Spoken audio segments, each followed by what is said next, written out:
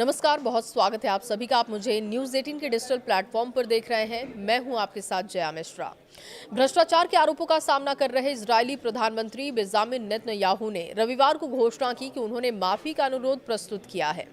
उन्होंने कहा कि लंबे समय से चल रहे मामले देश को तोड़ रहे हैं। अमेरिकी राष्ट्रपति डोनाल्ड ट्रंप ने इसी महीने की शुरुआत में इजरायली राष्ट्रपति इसहाक हर्जोग को पत्र लिखकर नेतन्याहू को माफी देने का अनुरोध किया था। देखिए, नेतन्याहू ने एक वीडियो बयान में बिना कोई अपराध स्वीकार किए कहा, मेरे मामले की सुनवाई लगभग 6 साल से चल रही है। उम्मीद है कि ये कई और सालों तक जारी रहेगी। नेतन्याहू ने बताया कि वो बरी होने तक इस प्रक्रिया को जारी रखना चाहते हैं, लेकिन सुरक्षा और राजनीतिक वास्तविकता, राष्ट्रीय हित कुछ और ही तय करते हैं।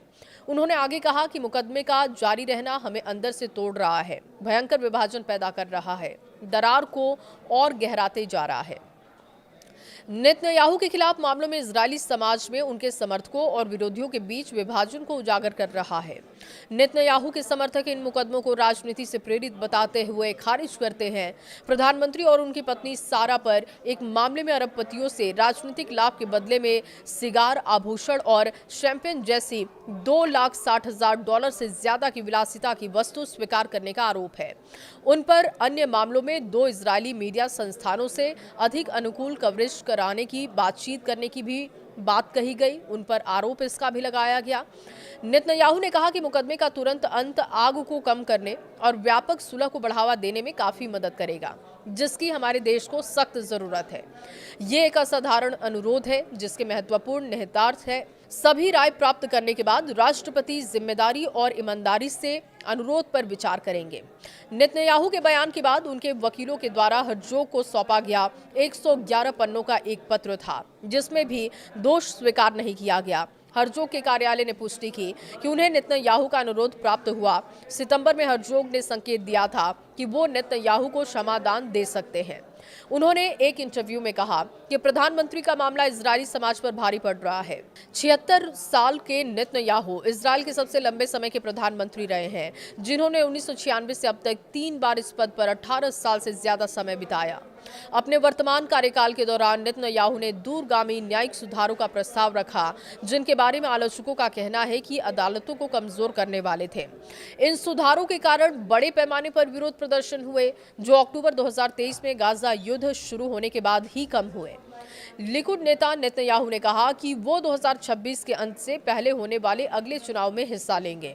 इजरायली कानूनी विशेषज्ञ ने कहा कि नेतन्याहू के अनुरोध का समय एक सुनियोजित हो सकता है। हाइफा विश्वविद्यालय में कानून के प्रोफेसर ने भी कहा कि फैसले में हफ्ते का समय लग सकता है और अगर वो माफी देते हैं तो इसे सुप्रीम कोर्ट में चुनौती दिए जाने की संभावना है, जिससे कि प्रक्रिया को और भी लंबा खींचा जा सकता है। हालांकि इजरायली कानून के तहत क्षमा केवल दोषी ठहराए गए अपराधी को ही दी जा सकती है। विपक्षी नेता यायर लापिड ने रविवार को जोर देकर कहा कि क्षमा दान के लिए नेतन्याहू के द्वारा अपराध को स्वीकार करना, पश्चाताप व्यक्त करना और राजनीतिक जीवन से तुरंत हट जाना जरूरी है। नेतन्याहू भ्रष्टाचार के मुकदमे का सामना करने वाले पहले मौजूदा इजरायली प्रधानमंत्री हैं।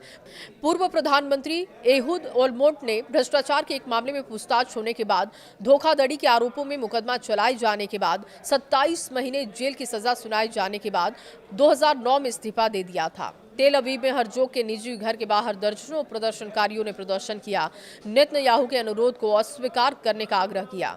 उन्होंने कहा कि नेतन्याहू न्यायिक व्यवस्था को नष्ट करने की कोशिश में है, क्योंकि ये पर्याप्त तेजी से नहीं हो रहा।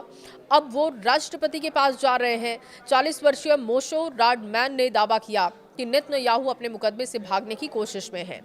52 वर्षीय एमी डोर ने कहा कि हर्जोग का काम इजरायली लोकतंत्र की रक्षा करना है। यदि आप कानून और व्यवस्था को ध्वस्त करते हैं तो ये इजरायली लोकतंत्र का अंत हो सकता है।